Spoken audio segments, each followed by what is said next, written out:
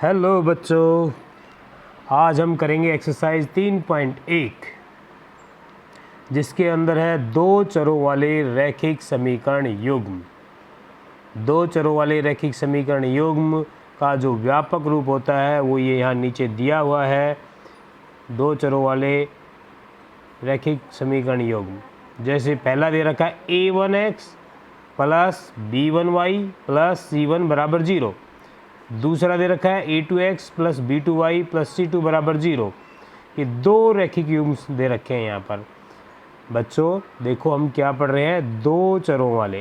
तो दो चर का मतलब इसमें एक x चर है एक y चर है, और समीकरण युग्म पढ़ रहे हैं, यानी कि समीकरण का जोड़ा, समीकरण नंबर 1 समीकरण नंबर 2। तो दो समीकरण हैं और दोनों समीकरणों में दो चर हैं x और y, a1 b1 और c1, a2 b2 c2। यहाँ पर चर राशियाँ नहीं है। पहले के वीडियो में भी अपने बताया था, जब अपन ने रैखिक समीकरण के बारे में पढ़ा था तो वहाँ उसका व्यापक रूप जो हमने देखा था ax प्लस b। तो यहाँ a और b वास्तविक संख्याएं थी और x क्या था, चर राशि थी।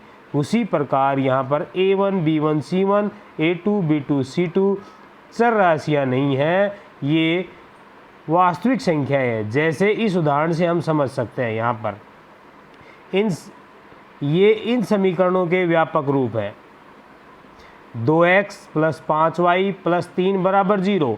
यहाँ अपन देखेंगे तो a1 की वैल्यू क्या है, जो x के सामने है, x के गुणांक में है 2। b1 की वैल्यू क्या है बच्चों, आप समझ गए होंगे 5। c1 की वैल्यू क्या है 3। तो बच्चों इस 2x प्लस 5y प्लस 3 बराबर 0 को हम इस रूप में भी लिख सकते हैं, 2x प्लस 5y बराबर -3। अपन ने क्या किया, इस प्लस 3 को इधर ले आए -3।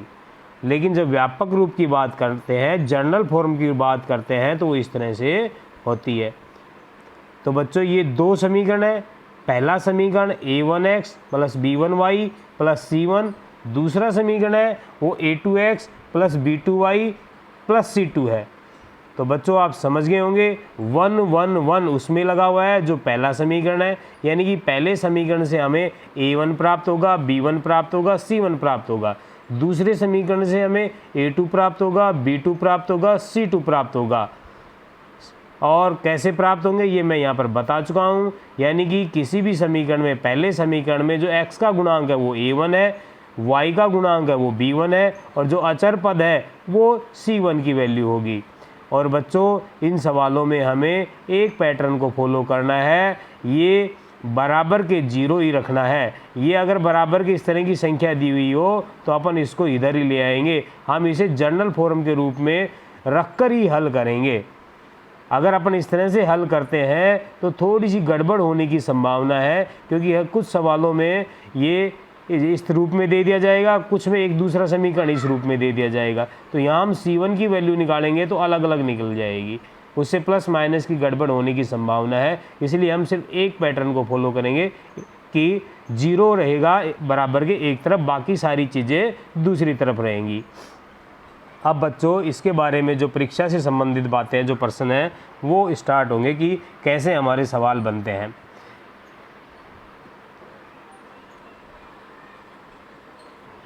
बच्चों चूँकि ये रैखिक समीकरण दिए हुए हैं, तो रैखिक समीकरण है तो बच्चों समीकरण नंबर 1 है, इससे एक रेखा आएगी। समीकरण नंबर 2 है, इससे भी एक रेखा खींची जाएगी। जब हम इसे ग्राफ पे खींचेंगे तो इन्हें जब ग्राफ पे ना खींचें उससे पहले ही इन समीकरणों को देखकर, इनके गुणांकों को देखकर हम ये पता लगा लें कि इन रेखाओं से या इन दोनों समीकरणों से कोई हल होगा या नहीं होगा, ये युग्म संगत है या नहीं है। अगर हल है तो क्या स्थिति है, हल नहीं है तो क्या स्थिति है, वो उन स्थितियों के बारे में अपन जानेंगे। तो यहाँ बच्चों 3 प्रकार की स्थितियाँ बनती हैं। पहली जो स्थिति बनती है वो ये बनती है कि हम यहाँ से a1 की वैल्यू निकाल ली, b1 की निकाल ली और c1 की निकाल ली। पहले वाले समीकरण से हमें क्या प्राप्त होगा, a1 b1 c1। दूसरे वाले समीकरण से हमें a2 b2 और c2 प्राप्त होगा। इन जब हम इनको सवालों के रूप में करेंगे तो हमारे और अच्छा समझ में आएगा।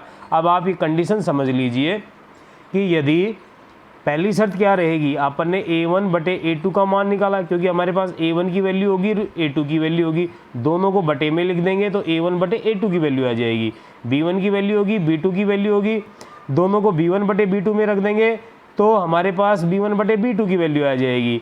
यदि उन दोनों का मान समान नहीं है, इज नॉट इक्वल, बराबर नहीं है, तो क्या स्थिति बनेगी, इन रैखिक जो दोनों समीकरण हमें दिए हुए हैं उन दोनों समीकरणों से एक अद्वितीय हल प्राप्त होगा। बच्चों, अद्वितीय का मतलब होता है दुनिया में एक, यानी कि यदि इन दोनों समीकरणों को मैं हल करूंगा तब भी वही आंसर आएगा, कोई और हल करेगा तो भी वही आंसर आएगा, कोई तीसरा हल करेगा तो भी वही आंसर आएगा, यानी कि कोई भी व्यक्ति हल करेगा तो उसका वही आंसर आएगा। तो जो वही चीज़, समान चीज़ होती है, एक ही चीज़ आ रही है, तो उसे अपन बोलते हैं यूनिक, अद्वितीय। जैसे यहाँ पर हमारे यहाँ पर सौरमंडल में हमारी धरती है वो अद्वितीय है, सूर्य अद्वितीय है, चंद्रमा अद्वितीय है। तो अद्वितीय से आप चक्कर में मत पड़ना, यानी कि उसका कोई न कोई हल होगा। और जब हल होता है बच्चों तो वो युग्म सीधी सी बात है संगत होगा। जहाँ हल निकल जाए तो उस युग्म को हम कह देंगे कि वो संगत है। और संगत है तो बच्चों क्या होगा कि ये रैखिक युग्म क्या होगा, यहाँ से जो रेखाएं, जो हमें दो रेखाएं प्राप्त होंगी वो एक बिंदु पर, जब ग्राफ ही हल देखेंगे तो एक बिंदु पर प्रतिच्छेद करेंगी। ठीक है, ये जो क्या करेंगी, एक दूसरे को, दोनों रेखाएं एक बिंदु पर प्रतिच्छेद करेंगी, और जो प्रतिच्छेद वाला जो बिंदु होगा वही हमारा आंसर होगा, हल होगा। समझ गए बच्चों कि यहाँ पर अद्वितीय होगा, दोनों रेखाएं कहीं ना कहीं आपस में ज़रूर काटेंगी, जहाँ काट रही है वही हमारा उत्तर प्राप्त होगा। तो इस कंडीशन से अपन इन चीज़ों का पता लगा सकते हैं। ग्राफ खींचकर हमें स्पष्ट दिख जाता है कि इनका क्या हाल है, जहाँ पर काट रही हैं वो उत्तर हो जाएगा। तो इन्हीं को बाद में अपन ग्राफीय रूप से हल करेंगे। सवाल मिक्स रूप से भी आ जाता है, अलग अलग भी आ जाता है। इस आधार पे सवाल छोटा भी पूछ लिया जाता है और ग्राफ का एक 6 नंबर का सवाल अवश्य आपके पास आएगा। बच्चों, दूसरी कंडीशन बनती है यदि a1 और बटे a2, b1 बटे b2 और c1 बटे c2 तीनों ही क्या आ जाएं, बराबर आ जाएं, तीनों के मान बराबर आ जाएं। तो बच्चों बराबर हो जाएंगे तो क्या होगा, वो दोनों एक ही रेखा को बताएंगे, यानी कि अपन ने ग्राफ के ऊपर एक रेखा कहीं भी आई वो तो दूसरी रेखा भी इसके ऊपर वही की वही सेम आएगी। इसका मतलब ये रेखा सभी जगह काट रही है, इस बिंदु पे भी काट रही है, इस पे भी, सब जगह काट रही है। तो इसका मतलब इसके अनेक हल होंगे, जहाँ प्रतिच्छेद करती है वहाँ हल होता है। तो सीधी सी बात है, ये तो पूरी ऊपर नीचे है तो सभी जगह इसको प्रतिच्छेद कर रही है, तो जितने भी बिंदु होंगे, जितना भी इसको बढ़ाएंगे उतने ही हल होंगे। तो इसका मतलब क्या हुआ, इस स्थिति में अनेक हल होंगे, और हल हो रहे हैं तो सीधी सी बात है निकाय कैसा होगा, युग्म कैसा होगा, संगत होगा। और रेखाएं क्या होंगी, संपाती। संपाती का मतलब होता है बच्चों एक दूसरे के ऊपर नीचे, यानी कि दोनों रेखाओं के एक ही समीकरण है, उन समीकरणों में ज़्यादा अंतर नहीं है, दिखने में ही अंतर दिख रहा है, समीकरण एक ही है। जैसे कई बार बच्चों कह दिया जाता है, जैसे मैं एक उदाहरण समझा देता हूँ कि 2x प्लस 3y प्लस 5 बराबर 0। इसी समीकरण को मैं लिख सकता हूँ 4x प्लस 6y प्लस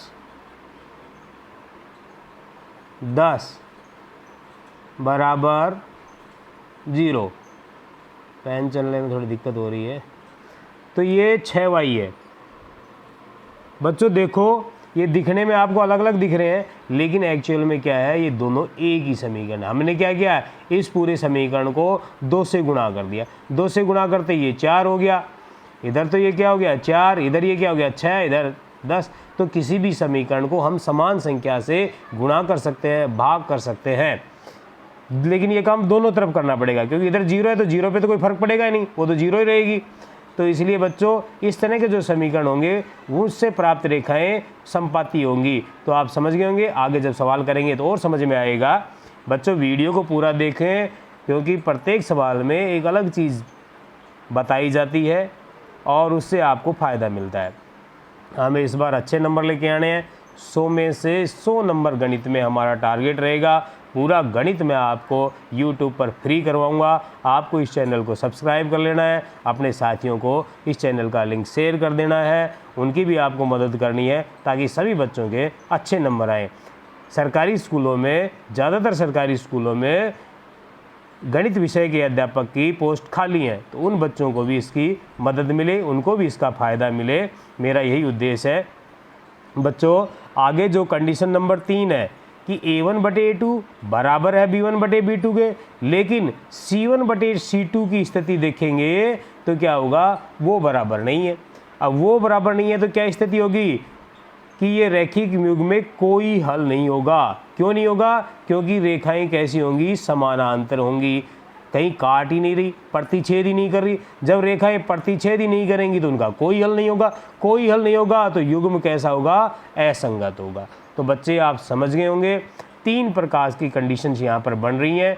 3 प्रकार की कंडीशंस की बात करें तो पहली कंडीशन जो थी, पहली कंडीशन की दोबारा एक बार रिपीट कर देता हूँ, A1/A2 की कंडीशन थी बराबर B1/B2 नहीं है की कंडीशन है, जिसके अंदर एक हल प्राप्त होगा और हल प्राप्त हो रहा है तो युग्म संगत है और रेखाएं एक दूसरे पर प्रतिच्छेद करेंगी। दूसरी कंडीशन में A1/A2 बराबर है B1/B2 के, बराबर है C1/C2।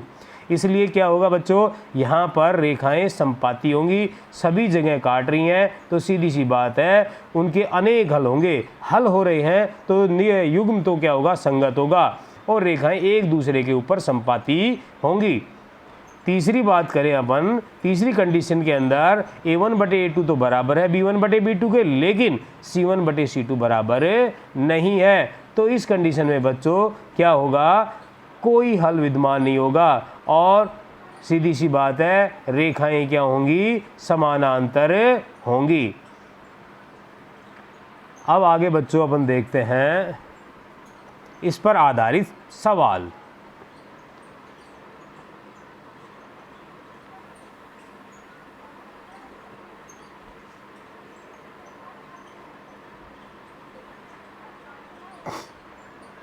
बच्चों प्रश्न नंबर 1 और प्रश्न नंबर 2 को मैं अगले वीडियो में कराऊंगा, क्योंकि वो ग्राफ से संबंधित थे और जब हमने वो पढ़ाई नहीं है तो उससे संबंधित सवाल मैं नहीं करा रहा हूँ। उससे संबंधित प्रश्न है प्रश्न नंबर 2 और 3, तो उनको मैं पहले करवा रहा हूँ।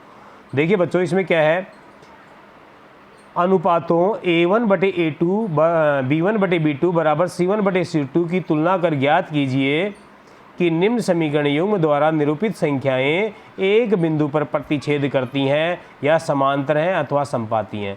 बच्चों अभी अपन ने 3 कंडीशन पढ़ी थी, एक में रेखाएं प्रतिच्छेद करती हैं, दूसरे वाले में संपाती हैं और तीसरी वाली जो कंडीशन थी उसमें क्या थी, समानांतर थी।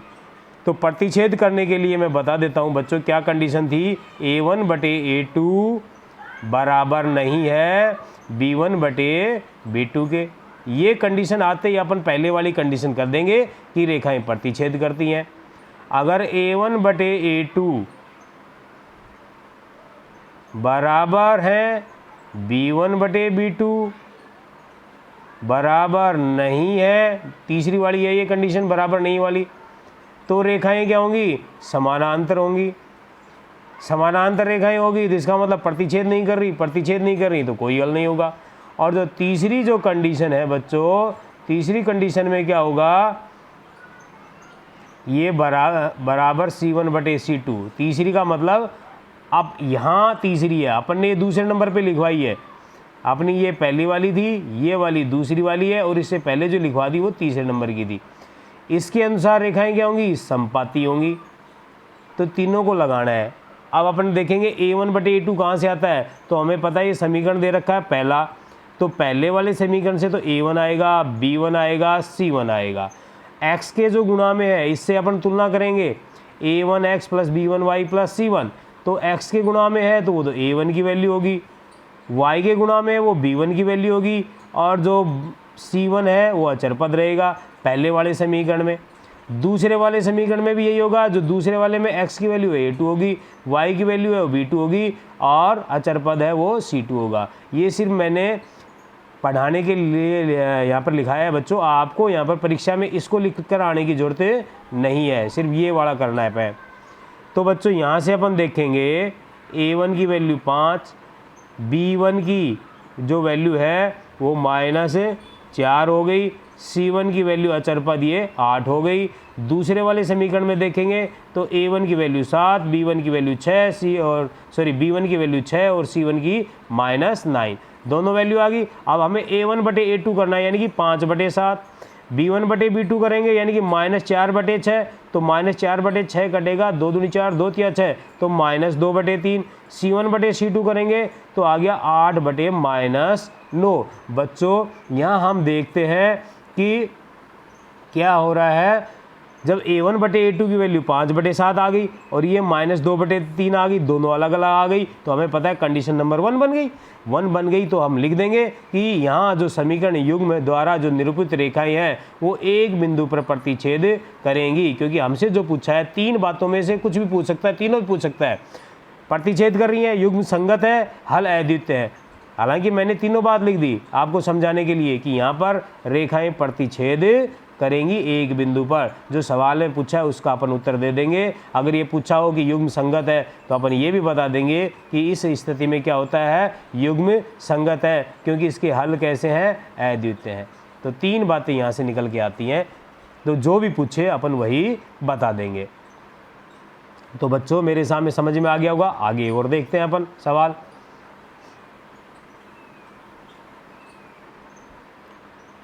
देखो बच्चों ये सवाल देखो, इसमें क्या है, पहला समीकरण 9x प्लस 3y प्लस 12 बराबर 0, दूसरा है 18x प्लस 6y प्लस 24 बराबर 0। बच्चों मैं बता रहा हूँ कि मैंने सभी समीकरणों को बराबर में 0 लिया है, अचर पद को इस तरफ इधर ले आया हूँ मैं, अचर पद को सभी को, ठीक है। मैंने इनको यूँ करके हल नहीं किया है, 9x प्लस 3y बराबर -12 करके बराबर में नहीं लिया है, अपन ने सबको इधर ही लिया है। एक पैटर्न को फॉलो करेंगे अपन, इस पैटर्न को फॉलो नहीं करेंगे। इसमें थोड़ी सी कई बार गलती हो जाती है, क्योंकि अपन कुछ पदों को इधर कर देते हैं, कुछ को इधर ले लेते हैं, तो इसमें प्लस माइनस की गड़बड़ आती है। तो सभी जब भी आप a1 बटे a2 वाले सवाल करो तो इसी पैटर्न से बराबर के इधर सभी संख्या लाकर दूसरी तरफ हमें क्या कर लेना है, 0 को कर लेना है। तो इस पैटर्न को आपको फॉलो करना है, तो उससे गलती होने की संभावना कम होती है। तो बच्चों यहाँ से सीधी सी बात है, हमें a1 की वैल्यू चाहिए, समझ गए होंगे अब आप। पहले वाले समीकरण में x के आगे का जो मान है वो a1 है, b1 पहले वाले समीकरण में, y का गुणांक c1 अचर पद पहले वाले समीकरण में। जो सारी चीज़ें हैं a1 b1 c1 पहले वाले समीकरण से आएंगी, a2 b2 c2 वो सारी किससे आएंगी, समीकरण नंबर 2 से आएंगी। समीकरण नंबर 2 से हमें a2 प्राप्त हुआ 18 दिख रहा है x का गुणांक, b2 प्राप्त हुआ 6, अगर ये -6 होता तो यहाँ -6 हो जाता, और c2 प्राप्त हुआ है 24। अब हमें क्या करना है, a1 बटे a2 यानी कि 9 बटे 18 दिख रहा है, यहीं से आइडिया लग जाए, 9 बटे 18, ये 3 बटे 6 बनेगा, ये 12 बटे 24 बनेगा। इसलिए अपन ने इनको सिस्टम से लिखा है ताकि यहीं से समझ जाए। तो 9 बटे 18 का मतलब 9 एकम 9, 9 दूनी 18, तो 1 बटे 2। b1 बटे b2 को देखेंगे, ये कोमा लगा दिया हमने बीच में, 3 बटे 6 यानी कि 1 बटे 2, c1 बटे c2 1 बटे 2। अब अपन देखा सारे 1 बटे 2, 1 बटे 2, 1 बटे 2 आ गए। तो सीधी सी बात है, सारे बराबर है, बराबर है तो क्या कंडीशन हो गई, a1 बटे a2 बराबर b1 बटे b2 बराबर c1 बटे c2। सीधी सी बात है, यहाँ पर क्या बन गया, ये कंडीशन नंबर यहाँ पर 2 लग गई हमारी, जो अपन ने पढ़ी थी कि यहाँ पर जो युग्म है रेखाएं कैसी होंगी, संपाती होंगी। संपाती रेखाएं हैं तो सीधी सी बात है इनके हल अनेक हैं, और हल अनेक हैं तो युग्म कैसा होगा, संगत होगा। तो बच्चों आपको बहुत सीधा सा, अब आपको और समझ में आ गया होगा अच्छे से। अब अगला क्वेश्चन करवाते हैं।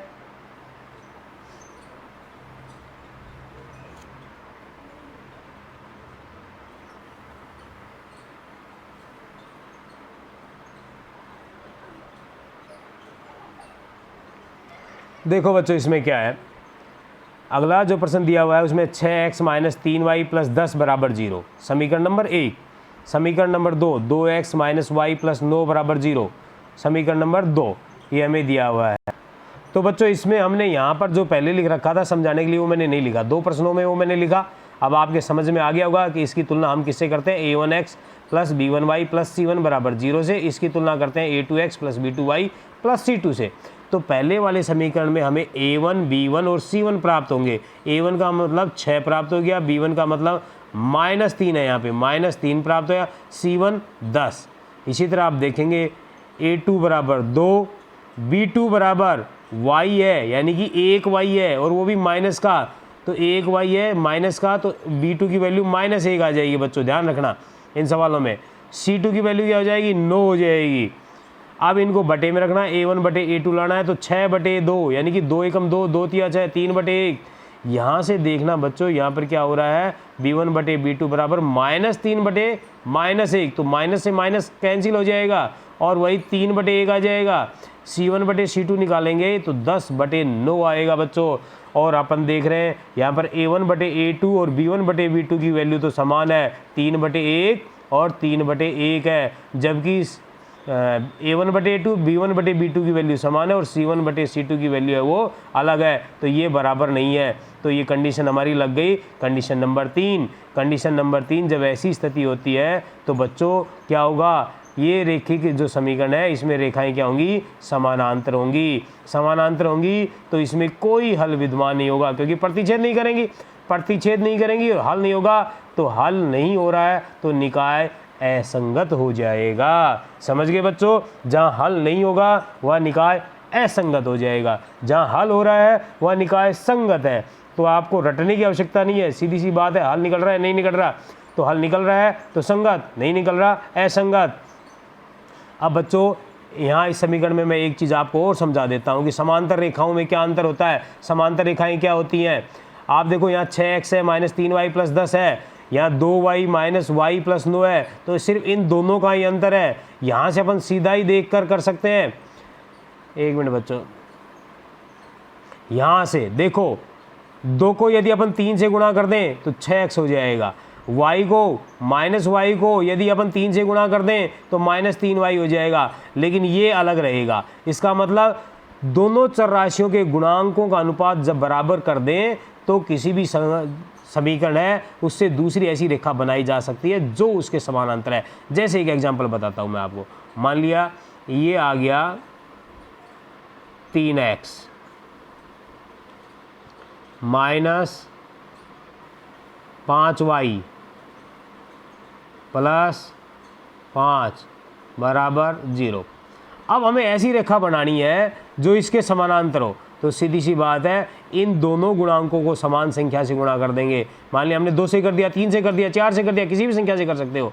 3x माइनस 10y 2 से कर दिया, और यहाँ कोई भी अलग लिख दो आप, 5 6 लिख दिया हमने बराबर 0। अब आप इसका देखेंगे 3 बटे 6 माइनस 5 बटे -10, तो माइनस से माइनस कट जाएगा तो 1 बटे 2 आ जाएगा, b1 बटे b2, a1 बटे a2 भी कितना आ जाएगा 1 बटे 2। तो ये रेखाएं कैसी हो जाएंगी, समांतर हो जाएंगी। यानी कि अपन किसी दी गई रेखा के समांतर रेखा लिख सकते हैं, बहुत ईजी। यानी कि हम इन दोनों को समान रेखाओं से गुणा कर देंगे, तीसरा चाहे कुछ भी रहे, -6 कर दो, +6 कर दो, कुछ भी रहो, लेकिन इनका इसका जब बटे करेंगे तो इसके बराबर नहीं होना चाहिए। इसी तरह बच्चों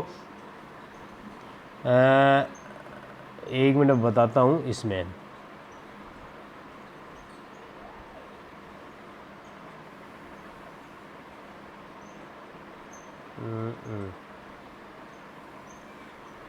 अपन ने ये देखा, इसमें देखा था कि रैखिक के संपाती हैं, संपाती है 9x 3y बराबर 12। तो आप देखो 9 को 2 से गुणा कर देंगे तो 18 हो जाएगा, 3 को 6 से गुणा कर देंगे, 2 से गुणा कर देंगे 6 हो जाएगा, और क्या हो जाएगा 12 को 2 से गुणा कर देंगे तो 24 आ जाएगा इस पूरे को। यानी कि अपन ने पूरे समीकरण को एक समान संख्या से गुणा कर दिया तो ये वाली आ गई। यानी कि अपन किसी भी समीकरण को यदि संपाती बनाना है 2x प्लस 3y, या उसी को ले लेते हैं अपन आगे वाले को एक बार,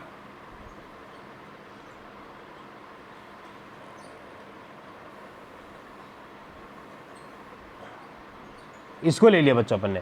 यदि अपन यहाँ ये वाला तो क्या हो गया, ऐसी रेखा है जो समानांतर है, अपन को ऐसा खींचना है कि इसके संपाती रेखा खींचनी है, तो फिर सबको समान संख्याओं से गुणा कर देंगे। 6x माइनस 2 से ही कर दिया मान लो 10y, और इसको भी फिर 2 से हो जाएगा 5 दूना 10 बराबर 0। तो ये वो समीकरण आ गया जो इस रेखा के संपाती है। समझ गए बच्चों। तो इस तरह हम किसी भी दिए गए समीकरण के दूसरा समीकरण ऐसा खींच सकते हैं या लिख सकते हैं जहाँ रेखाएं समानांतर हैं, जहाँ रेखाएं संपाती हैं। प्रतिच्छेद वाली भी लिख सकते हैं। उसके लिए हमें क्या करना पड़ेगा, इसके गुणांकों को और इसके गुणांकों को अलग अलग रखना पड़ेगा। ठीक है, इसको भी अलग संख्या से गुणा करना पड़ेगा, इसको भी अलग संख्या से गुणा करना पड़ेगा। तो बच्चों आप मेरी बात समझ गए होंगे। ये प्रश्न नंबर 6 में हमारे काम आएगा। आगे बच्चों देखते हैं क्या होता है। सवाल आपके समझ में आ गया। ये बात मैं फिर समझा दूंगा, अभी जो बाद में समझाई अगर आपके फिर भी समझ में नहीं आई दोबारा मैं फिर समझा दूंगा, लेकिन सवाल आपको जो मैं समझा रहा हूँ वो समझ में आ जाना चाहिए। अब सवाल नंबर 3 है। देखो बच्चों इसमें क्या बताया गया है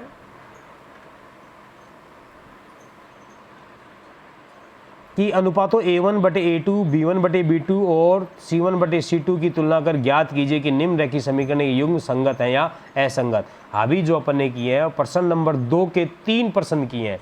प्रश्न नंबर 2 में कितने सवाल दिए हुए थे, 3, तीनों को अपन ने हल कर दिया। अब प्रश्न नंबर 3 है, उसका पहला जो प्रश्न दे रखा है वो हल करेंगे। और उस वाले में तो हमें बताना था कि रेखाएं प्रतिच्छेद करती हैं, समानांतर हैं, और तीसरा पूछा था संपाती हैं। यहाँ क्या पूछ लिया, युग्म बताइए संगत है या असंगत है। तो सीधी सी बात है, 2 स्थिति में तो संगत होता है, 1 स्थिति में असंगत होता है। जब हल हो जाएंगे किसी सवाल के तो संगत हो जाएगा, जब हल नहीं होंगे तो वो क्या हो जाएगा, असंगत हो जाएगा। और 2 स्थितियों में हल होते हैं, एक तो पहली वाली A1/A2 बराबर नहीं है B1/B2 के, और दूसरी वाली जहाँ रेखाएं संपाती होती हैं वहाँ पर अनेक हल होते हैं, तो उन स्थितियों में ही हल निकलते हैं। अगर वो 2 स्थितियाँ लगेंगी तो अपन कह देंगे युग्म संगत है। अगर तीसरी वाली स्थिति लगेगी तो अपन कह देंगे कि युग्म कैसा है, असंगत है। तो बच्चों आपको पता चल गया संगत कब होता है, असंगत कब होता है। तो हमें वही A1/A2, B1/B2 और C1/C2 वाली जो कंडीशन है उसे ही देखना है। भाषा का अंतर है, बाकी सवाल वो का वो है। उन सवालों में मैंने तीनों कंडीशन लिखवाई थी, तीनों में से सवाल में से कुछ भी पूछा जा सकता है। पहले वाले में अलग बात पूछी, दूसरे वाले में अलग पूछी, लेकिन सवाल वही करना है अपने को। तो बच्चों इसके लिए अब आप देखो क्या करोगे, वही A1/A2 निकालोगे। हाँ बच्चों यहाँ एक नई चीज़ आ गई। देखो सवाल में क्या दे रखा है, ये 5 को बराबर के इधर दे रखा है, इधर 7 को बराबर के इधर दे रखा है। मैंने कहा था कि हम इस हिसाब से हल करेंगे। तो 5 को हम इधर ले गए तो -5 हो गया, 7 को इधर ले गए -7 हो गया। हम इनको अपनी इसी कंडीशन के आधार पर हल करेंगे, इसमें नहीं, इस तरह से नहीं करेंगे। हालांकि इस तरह हल करने में कोई दिक्कत नहीं आती है, हल कर सकते हैं, लेकिन कई बार बच्चे कन्फ्यूज में हो जाते हैं, किसी को उधर ले लेते हैं, किसी को इधर छोड़ देते हैं, तो उसमें गलती होने की संभावना रहती है। इसलिए हम अपना एक ही पैटर्न फॉलो करेंगे कि बराबर के एक तरफ सभी को रखकर A1 और B1 और C1 की वैल्यू निकालेंगे। तो बच्चों क्योंकि छोटी छोटी गलतियों से बच्चों एक नंबर कट जाता है, और फिर हमारे पूरे में से जो 100 में से 100 नंबर आने चाहिए थे वो नहीं आ पाते हैं।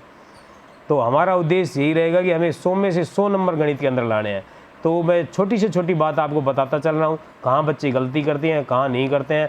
और कमज़ोर बच्चों को अंत में, बाद में जब ये कोर्स ख़त्म हो जाएगा, ये कोर्स लगभग मैं 3 महीने में कंप्लीट कर दूंगा, फिर इसका रिवीजन करवाऊंगा, मॉडल टेस्ट पेपर करवाऊंगा, और उसके बाद जब ये कोर्स ख़त्म हो जाएगा तो कमज़ोर बच्चों के लिए भी, जो कमज़ोर बच्चे हैं उनके लिए भी मैं सवाल लेके लाऊँगा, ट्रिक लेके आऊँगा कि वो कैसे पास हों। तो बच्चों आप इस चैनल पर बने रहें, इसे सब्सक्राइब कर लें, फ्री है, कोई कॉस्ट नहीं है, आपके लिए पढ़ने के लिए सुविधा दी गई है। तो बच्चों यहाँ से हम निकालेंगे A1 बराबर 3 आ जाएगा पहले वाले समीकरण से, B1 बराबर कितना आ जाएगा, 2 आ जाएगा यहाँ से, और C1 बराबर -5। ये ध्यान रखना बच्चों, निशान हमें लेना है साथ में। A2 2 आ गया, B2 -3 आ गया, C2 -7 आ गया यहाँ से। अब सीधा A1/A2 यानी कि 3/2 हो जाएगा, B1/B2 यानी कि 2/-3 हो जाएगा, C1/C2 यानी कि -5/-7। बहुत अच्छा सवाल है बच्चों। अब बताओ इसका मान 3/2 है, इसका मान 2/-3 है या -2/3 है, एक ही बात है। नीचे माइनस लगे ऊपर माइनस लगे वो पूरी संख्या माइनस ही होती है। तो 3 यहाँ पे और यहाँ पर 3/2। अगर बच्चों मान लो ये वाला यहाँ ये 2/3 होता और ये -2/3 होता, तब ये मान बराबर नहीं होते, तब भी ये मान क्या होते, अलग अलग होते। तब भी यानी कि A1/A2 का मान और B1/B2 का मान समान नहीं होता। यहाँ तो 3/2 और 2/3 है, बिल्कुल ही अलग है। और मान लो ये 2/3 होता और ये 2/-3 है, तो भी ये मान अलग अलग होते। इनको अपन समान नहीं लेंगे, एक प्लस का है और एक माइनस का है, समान है वैल्यू, लेकिन एक प्लस की एक माइनस की है तो अलग अलग ही होंगे, भिन्न भिन्न ही होंगे, ध्यान रखना। अपन देख लेते हैं कि ये भी 2/3 है, ये भी 2/3 है, प्लस माइनस का है तो अंतर है, और इसको बराबर कर देते हैं, सवाल गलत हो जाता है। तो यहाँ 3/2 और 2/-3 है, अलग अलग हैं, तो पहली वाली कंडीशन लग गई। यानी कि हल कैसे होंगे, अद्वितीय होंगे, और हल हो रहे हैं अद्वितीय, तो इसका मतलब निकाय कैसा होगा, संगत होगा। समझ गए होंगे बच्चों आप अच्छी तरह से। अब आगे वाला सवाल अब करवाते हैं।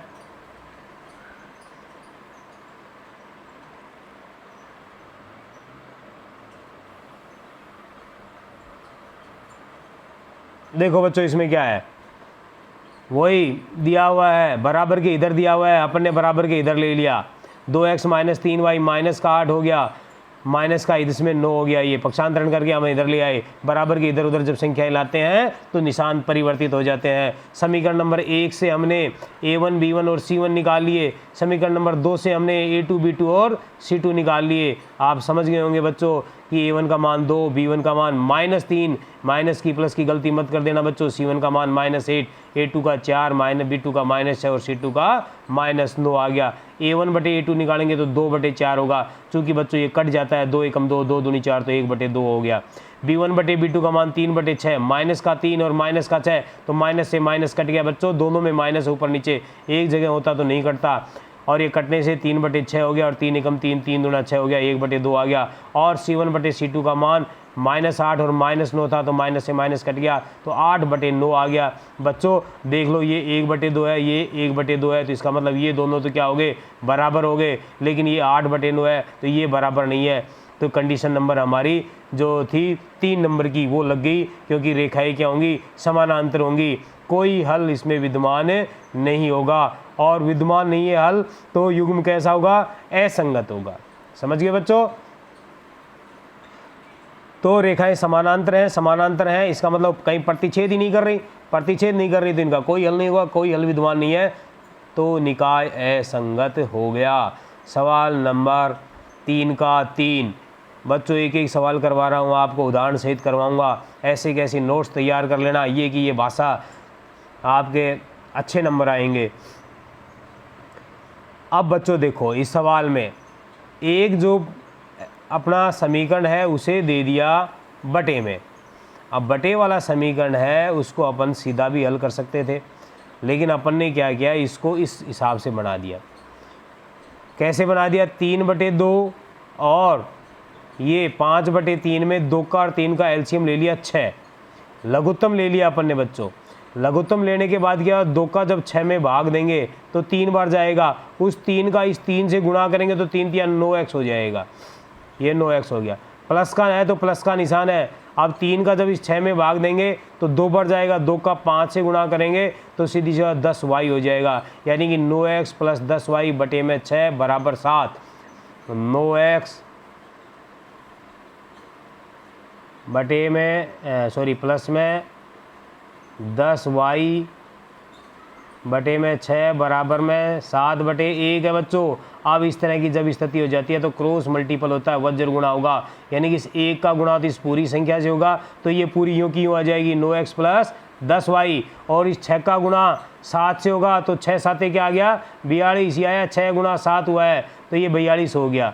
और अब इस 42 को बच्चों अपन अपनी तरह से लिखेंगे, ये इधर आके -42 हो जाएगा, अपनी तरह आ जाएगा A1x + B2y + C2 की तरह। और ये बच्चों सही था, इसमें हमें सिर्फ इस 14 को -14 करके इधर लेके आए हैं।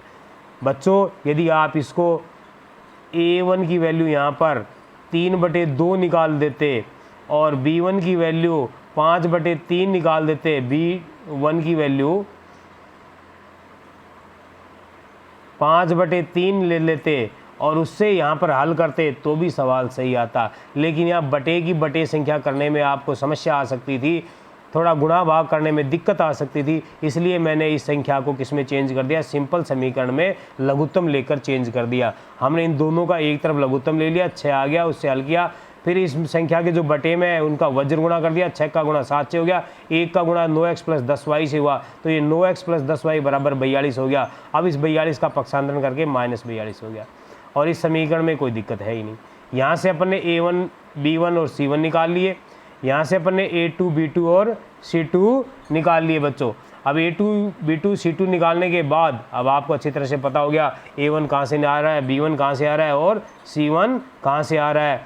9/9 a1 बटे a2 करेंगे तो 1 वैल्यू आई बच्चों। देखो यहाँ पर b1 बटे b2 -1 आया, c1 बटे c2 3 आया, तो क्या 1 और -1 बराबर है? नहीं है, इसलिए अपन कह देंगे a1 बटे a2 बराबर नहीं है b1 बटे b2 के। इसका मतलब कंडीशन नंबर 1, कंडीशन नंबर 1 का मतलब हल अद्वितीय होंगे, हल हो रहे हैं, तो इसका मतलब युग्म कैसा हो गया? संगत हो गया बच्चों। आप यहाँ पर यदि 3/2 निकालते और यहाँ पर a1 बटे a2 निकालते तो आपको भाग करना पड़ता 3/2 भाग में 9, और इसको हल करने में बहुत से बच्चे गड़बड़ कर जाते, इसलिए अपन ने इस समीकरण को सीधा ऐसे कर दिया। एक आगे सवाल में मैं ऐसे भी करवाऊंगा ताकि दोनों बात आपके समझ में आ जाए। ठीक है बच्चों, आगे देखते हैं।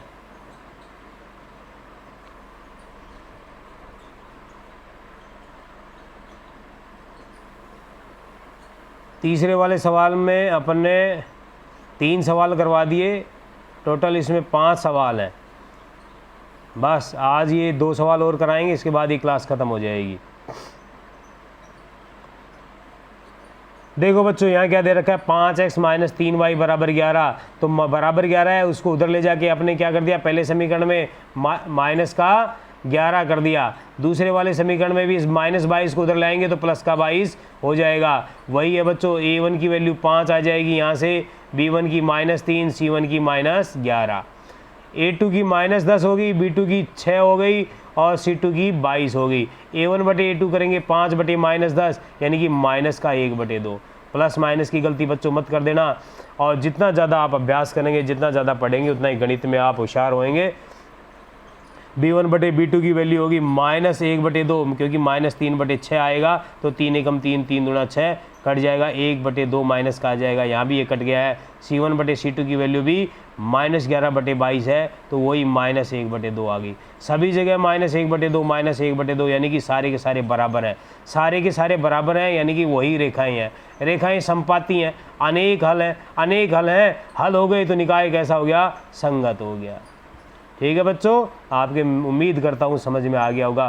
फिर भी मान लो आपके समझ में नहीं आया हो तो आप कमेंट्स में या पर्सनली मेरे को मेरे मोबाइल नंबर 94 60 73 55 22 पर संपर्क कर सवाल समझ सकते हो। मैं आपके लिए तैयार हूँ, लेकिन इसका समय जो रहेगा वो रात्रि 8:30 से 9:30 बजे तक रहेगा। यहाँ इसी के बीच में ही कॉल करना आप, वरना मैं अटेंड नहीं कर पाऊँगा। या मेरे ये व्हाट्सएप नंबर है, इस पर आप समस्या लिखकर भेज सकते हो, मैं आपको उसका सॉल्यूशन और तरीके से करके आपको बता दूंगा कि कौन सी क्या नाम है स्टेप कैसे आई है। तो बच्चों अब एक अंतिम सवाल है हमारा,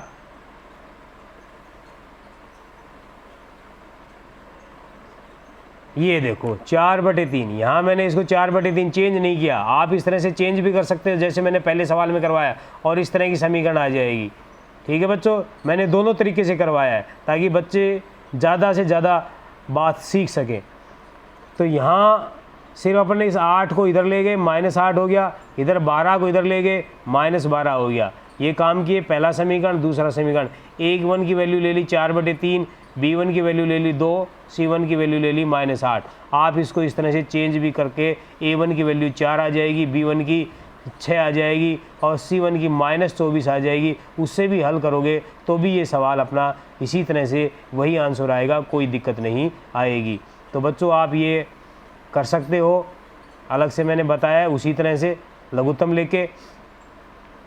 मैंने यहाँ पर -8 को पक्षांतरण कर दिया पहले, यानी कि 4/3 x प्लस 2y माइनस 8 बराबर 0 ले लिया, और चूँकि 8 के बटे में भी 1 है और इसके बटे में भी 1 है, इन सब का लघुत्तम ले लिया 3, और 3 का भाग जब 3 में देंगे तो 1 बार जाएगा, 1 का गुणा 4x से होगा 1 बार, 1 का भाग 3 में देंगे 3 बार जाएगा, 3 का गुणा 2 से होगा तो 6y माइनस 1 का वही 3 में भाग देंगे 3 बार जाएगा, 8 का गुणा 3 से करेंगे 24 बराबर 0 आ जाएगा। 0 के बटे में बच्चों 1 होता है। अब 1 का गुणा जब इससे करेंगे तो ये पूरी संख्या आ जाएगी, और 3 का गुणा जब 0 से होगा पक्ष आर पार गुणा या वज्र गुणा करेंगे तो 0 आ जाएगा बराबर में। ठीक है बच्चों, तो सारी बातें मैंने बता दी हैं। अब आपको यहाँ पर a1 की वैल्यू 4/3 है, और 4/3 के भाग में 2 और आएगा तो ये 2 और आ गया, तो यहाँ बच्चे कंफ्यूज हो जाते हैं, इसलिए मैं उस तरह से करवा रहा था, तो आप उस तरह से कर सकते हो इसको।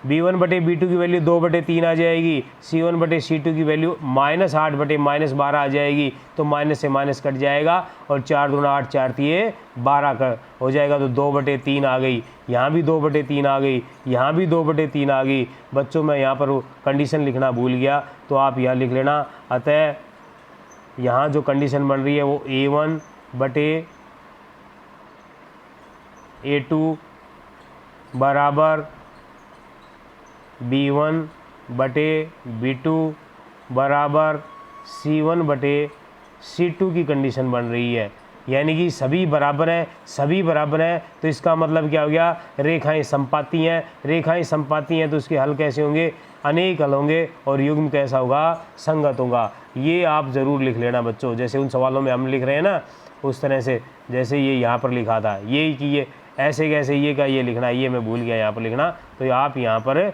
लिख लेना बच्चों। ये